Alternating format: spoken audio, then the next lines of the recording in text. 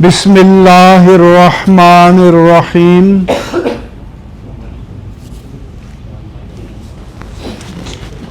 نحمده ونصلي ونسلم على رسوله الكريم سیدنا و مولانا محمد وعلى آلہ وصحبہ اجمعین۔ میڈیا کے تمام دوستوں کا بے حد شکریہ کہ آپ حضرات ہمارے موقف کو قوم تک اور ارباب اقتدار و اختیار تک پہنچانے کے لیے یہاں تشریف لائے۔ آج اتحاد تنظیمات مدارس دینیہ پاکستان کی سپریم کونسل کا اجلاس جامعہ عثمانیہ اسلام آباد میں منعقد ہوا۔ اجلاس میں شرکائے گرامی کے اسماء مبارک یہ ہیں: مولانا مفتی محمد تقی عثمانی، مولانا فضل الرحمن، مولانا محمد حنیف جالندری، یہ وفاق المدارس العربیہ پاکستان کی نمائندگی کر رہے تھے۔ مفتی منیب الرحمن اور صاحبزادہ محمد عبد المصطفیٰ ہزاروی اور مولانا حافظ محمد اسحاق ظفر، یہ تنظیم المدارس اہل سنت پاکستان کی نمائندگی کر رہے تھے۔ پروفیسر مولانا ساجد میر، مولانا قاری یاسین ظفر، مولانا حافظ یونس، یہ وفاق المدارس السلفیہ پاکستان کی نمائندگی کر رہے تھے۔ مولانا عبد المالک، مولانا عطاء الرحمن اور مولانا ڈاکٹر حبیب الرحمن، یہ رابطۃ المدارس الاسلامیہ پاکستان کی نمائندگی کر رہے تھے۔ علامہ افضل حیدری، علامہ محمد تحسین، علامہ لال حسین توحیدی، یہ وفاق المدارس شیعہ پاکستان کی نمائندگی کر رہے تھے۔ اور محترم کامران مرتضیٰ ایڈوکیٹ صاحب، یہ قانونی مشیر کی حیثیت سے ہمارے ساتھ اجلاس میں شریک رہے، اور جناب اسلم غوری صاحب۔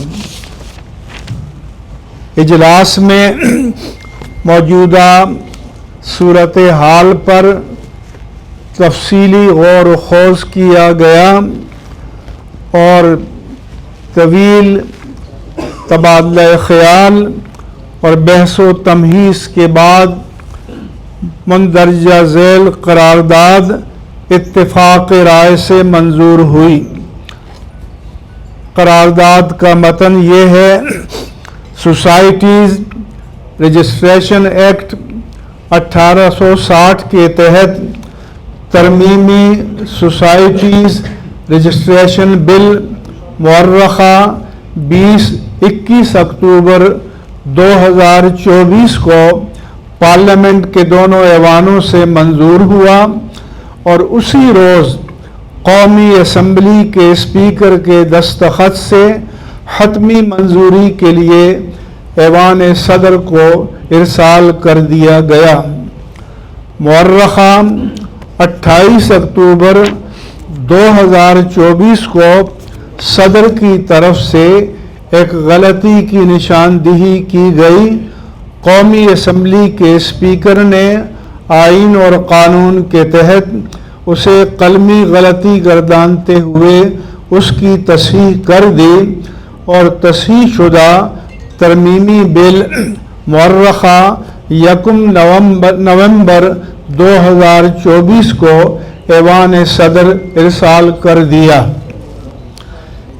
اسے صدر نے قبول کرتے ہوئے اس پر زور نہیں دیا۔ بعد ازاں صدر کی طرف سے 10 دن کے اندر مذکورہ ترمیمی بل پر کوئی اعتراض موصول نہیں ہوا۔ البتہ 13 نومبر 2024 کو نئے اعتراضات لگا دیے گئے جو کہ میعاد گزرنے کی وجہ سے غیر مؤثر تھے، نیز ایک کے بعد دوبارہ اعتراض لگایا بھی نہیں جا سکتا تھا، لہذا یہ بل اب قانونی شکل اختیار کر چکا ہے۔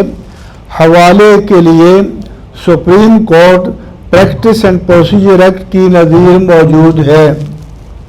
نیز اسپیکر نے علیہ اعلان اس بات کا اعتراف کیا ہے کہ ان کے نزدیک یہ باقاعدہ ایکٹ بن چکا ہے اور انہیں صرف ایک ہی اعتراض موصول ہوا تھا اور دوسرا اعتراض آج تک انہیں نہیں ملا۔ پس ہمارا مطالبہ ہے کہ قانون کے مطابق بلا تاخیر اس کا گزٹ نوٹیفیکیشن جاری کیا جائے تاکہ فوری طور پر اس پر عمل درآمد شروع ہو۔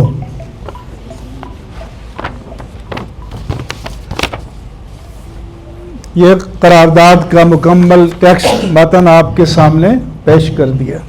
اس کے بعد کوئی حکمت عملی طے کی گئی ہے سر؟ کوئی اگر آپ کے اجلاس میں جو مطالبہ کیا تھا اگر وہ پورا نہیں ہوتا حکومت کی جانب سے تو پھر اگلا لایا کیا ہوگا؟ کیا کہا انہوں نے؟ کہہ رہے ہیں کہ اگر یہ مطالبہ پورا نہ کیا جائے تو کیا ہوگا؟ ہم شریعت کا حکم یہ ہے کہ حسن ظن سے کام لیا جائے۔ جو لوگ اقتدار و اختیار کے مالک ہوتے ہیں ان سے ہمیشہ معقولیت، انصاف اور توازن کی امید کی جاتی ہے، لہذا اس وقت تک ہماری پوری سپریم کونسل کی اجماعی رائے یہ ہے کہ حکومت وقت ہمارے اس قرارداد کو معقول گردانتے ہوئے اسے تسلیم کرے گی اور اس پر عمل درآمد کرے گی۔ لیکن اگر خدا نخواستہ اس کے برعکس کوئی صورتحال پیش آئی تو پھر انشاءاللہ تعالی ہم بلا تاخیر مل بیٹھیں گے اور اس کے بعد کا لائحہ عمل اتفاق رائے سے طے کیا جائے گا اور اس پر انشاءاللہ تعالی عمل بھی کیا جائے گا۔ اچھا مفتی صاحب بتائیے گا کہ ایک طرف سے مختلف مدارس ہیں جس طرح آج آپ لوگ کا اجلاس ہوا، دوسری طرف سے وہ علماء کرام ہیں جن کو طاہر اشرفی صاحب لیڈ کر رہے ہیں، ایک طاہر اشرفی پورے علماء کرام پر باری کیسے ہو گیا؟ دوسرے مدارس کا یہ سوال تو اللہ سے کرنا چاہیے کہ اس کو اتنا بھاری کیوں بنا ہے۔ مولانا صاحب یہ بتائیے گا کہ آپ پیپلز پارٹی کی پریزیڈنٹ ہے آصف علی زرداری، بلاول صاحب کے ساتھ بڑے اچھے تعلقات ہیں، مولانا فضل الرحمان صاحب کی ملاقاتیں بھی ہوئی، آپ کے ساتھ باتیں بھی کی، رحمان صاحب کے پاس ابھی تک اس طرح حکومت تسلیم نہیں کر رہی، جبکہ آپ کا موقف یہ ہے کہ قانونی طور پر قانون بن چکا ہے، اب وہ دوبارہ اس کی منظوری کی ضرورت نہیں، جیسا کہ جوائنٹ اجلاس بھی بلایا جا رہا تھا جو اب کینسل کر دیا گیا۔ دیکھیے اس مسئلے کا ذاتی مراسم سے تو کوئی تعلق نہیں، وہ ایوان صدر میں بیٹھے ہیں، لیکن یہ بات آپ کو بھی معلوم ہے اور ریکارڈ پر ہے کہ الیکشن سے پہلے میاں شہباز شریف صاحب کی حکومت پاکستان پیپلز پارٹی اس کے سربراہ وہ خود ہیں اور بلاول بھٹو صاحب तमाम इजलासों में खुद शरीक होते थे और इस बिल के हवाले से उस वक्त भी हुकूमत की तरफ से ड्राफ्ट लाया गया और हमने कबूल किया, फिर बावजूद वो असम्बली से पास ना हो सका, वो एक अलग उन्वान है। अब जब हमने 26वीं तरमीम के मौके पर बातचीत में ये भी कह दिया कि वो एक बिल जो हमारा उस पर कोई इख्तिलाफ नहीं है उसे भी इस मौके पर पास किया जाए, और उन्होंने वादा किया कि हम उसको पास करें, और वो पास हो गया। जैसे कि मौलाना मुहसिन साहब ने अपनी गुफ्तगू में आपको बता दिया। अब सवाल ये है कि अगर उसमें कोई तब्दीली लाई है, हमने तो नहीं लाई, तब्दीली भी तो उसी गवर्नमेंट ने और उन्हीं लोगों ने लाई होगी कि वो ड्राफ्ट आया, तो जाहिर है कि हमारे लिए तो उसमें कोई तनाज़े वाली बात नहीं। फिर उसके बाद क्या उन्होंने इस बिल के पास होने के बाद कोई एतराज़ किया? क्या उन्होंने कोई सवाल उठाया? जब कोई सवाल नहीं उठाया, और बल्कि वो तो बिल पास होने के एक हफ्ते के अंदर मेरे पास मुझे मुबारकबाद देने के लिए आना चाहते थे, लेकिन शायद मेरी मसरूफियात या शहर से बाहर होना मुलाकात में माने रहा, और आज वो सवाल उठा रहे हैं कोई महीने डेढ़ के बाद। तो हम उनसे कोई झगड़ा नहीं कर रहे, वो हमारे भाई हैं, हमारे लिए काबिल एहतराम हैं। उन्होंने ये सवाल किस ज़रूरत के तहत उठाया? उठाना चाहिए था तो हमसे अगर बात करते तो हम खुशी के साथ उनके साथ बैठते, कोई ऐसा मसला भी नहीं है। लेकिन एक ऐसा हंगामा खड़ा कर दिया कि जैसे ये बिल बड़ा मुतनाज़ है, लिहाजा बिल बिल्कुल मुतनाज़ा नहीं, बिल मुतफ़िक़ा इत्तिफ़ाक़ राय के साथ पार्लियामेंट के इख्तियार के तहत पास हुआ है। पहले भी असम्बली ही में पेश हुआ था, आज भी असम्बली ही में पेश हुआ है, और उसी के तहत ये सारी चीज़ मामला तय हुए हैं। लिहाजा अब जो इस वक्त उसकी आईनी और कानूनी पोजीशन है, हमारी नज़र में बिल इत्तिफाक वो एक एक्ट बन चुका है, लिहाजा उसका गज़ट नोटिफिकेशन किया जाए। हम इस पे इसरार कर रहे हैं, हमारे मुद्दे को समझा जाए। हमारा मुद्दा इससे आगे नहीं है, हम न किसी के मुकाबले में हैं, न किसी के साथ हमारा कोई झगड़ा तनाज़ा है। हम ऐवान सदर से पूछना चाहते हैं कि आपने खिलाफ कानून इक़दाम क्यों किए, गज़ट क्यों नहीं कराया? गवर्नमेंट से हमारी शिकायत है कि उसका नोटिफिकेशन क्यों नहीं कर रही। हमारा मुद्दा बड़ा वाज़ेह और बड़ा मुख्तसर है। एक मिनट हम एक मिनट भाईजान, मैं यहाँ आपके तवस्सुत से इन तमाम अकाबिर उलमा की तरफ से पूरी कौम को ये बताना चाहता हूँ कि इस वक्त कौमी और आलमी सतह पर हालात की जो नज़ाकत है उसका हमें बखूबी एहसास है। दूसरा ये कि हमसे बढ़कर कोई मुहिब्ब वतन नहीं है, इसलिए इस मुल्क में अमन, सलामती, आफियत और अमान ये हमारा भी मतलूब है, हर पाकिस्तानी का मतलूब होना चाहिए। इसलिए हालात को बिगाड़ना ये किसी के भी मफाद में नहीं है। हम एक मुस्बत और तामीरी पैगाम देना चाहते हैं और अहले इक़्तिदार को इस पैगाम को मुस्बत मानों में लेना चाहिए और अहसन तरीक़े से, पुरअमन तरीक़े से, प्यार और मोहब्बत की फ़ज़ा में इस मसले को मुकम्मल तौर पर हल कर देना चाहिए ताकि हम मिलजुल कर इस मुल्क और कौम की खिदमत कर सकें। ये जो गवर्नमेंट से काम करी, अगर कोई बात से रिस्पॉन्ड या ना आया तो आपकी तरफ से इस तरह अमल है कि जिससे एहतजाज या दीगर इस तरह के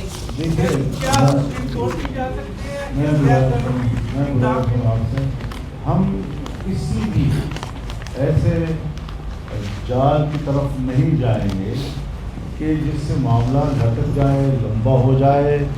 ہم سادہ مسئلہ سادہ طریقے سے فوری طور پر حل کرنا چاہتے ہیں، اور ہم نے اپنا میسج دے دیا ہے۔ اس وقت ہم اور آپ یہاں بیٹھے ہیں اور ہمارا میسج وہاں پہنچ چکا ہوگا، تو یہ ضرور ہے کہ اس میں یہ میسج بھی ہے کہ ہم گفتگو یا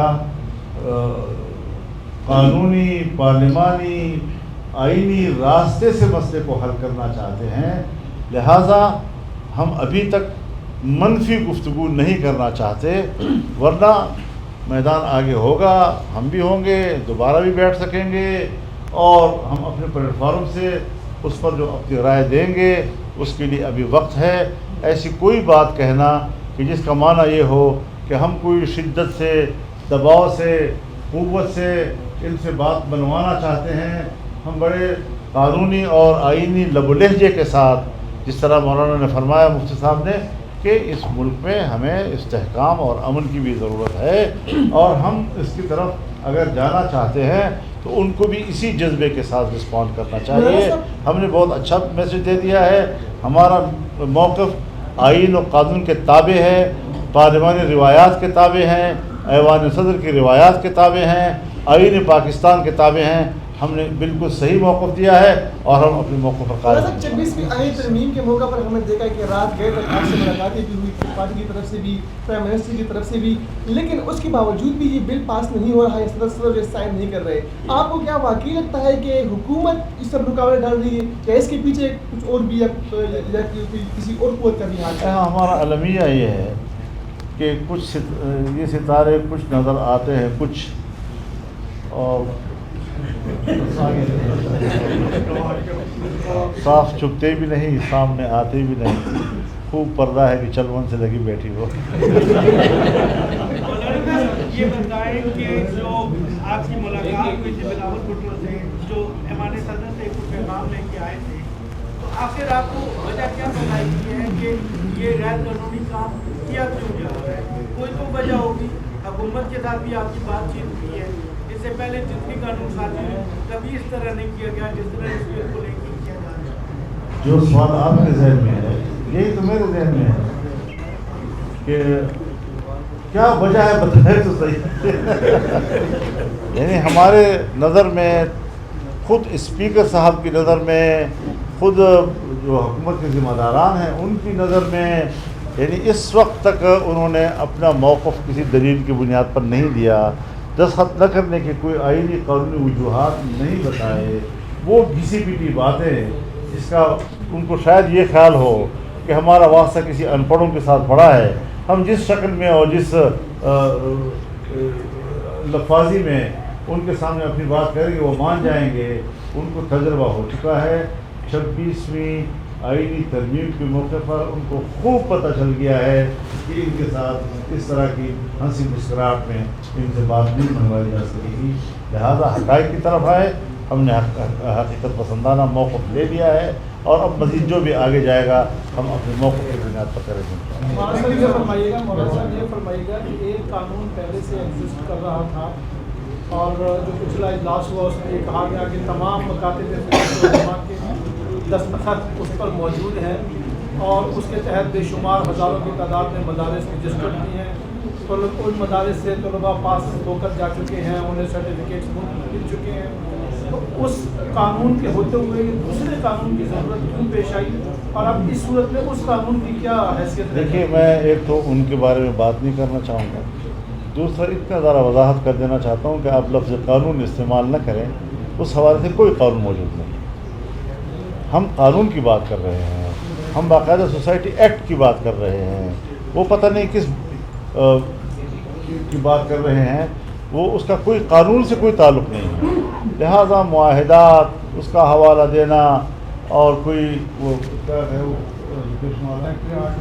ڈائریکٹریٹ انہوں نے کوئی بنایا ہوا ہے، وہ ایکٹ تو نہیں ہے، ایک ایگزیکٹو آرڈر کے تحت شاید اس وقت انہوں نے کیے تھے، جو معاہدے کا حصہ بھی نہیں ہے وہ تو، لہٰذا ہمارے ساتھ تقابل نہ کیا جائے، ہمارے اور ان کے موقف میں آسمان و زمین کی باتیں ہیں، ہمارا ان سے جھگڑا ہی نہیں ہے، کیوں ایسی باتیں لوگوں تک کی جاتی ہیں کہ صاحب یہ تو تعلیم کے ادارے ہیں تو تعلیم کے ساتھ وابستہ ہونی چاہیے، تو 70 سال کے بعد یہ سب یاد آیا، کب تم پر یہ راز کھلا؟ انکار سے پہلے یا کے بعد.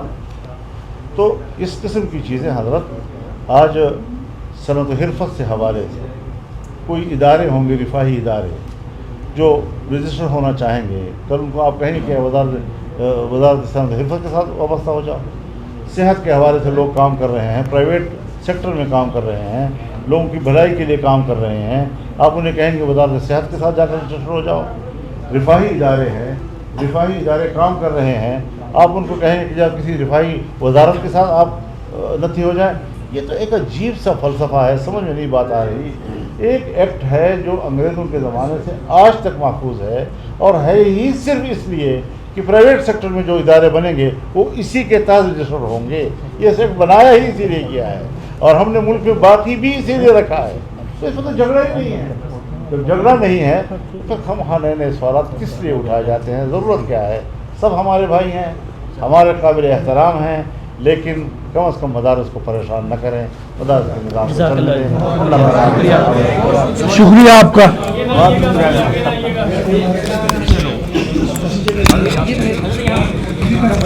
یہ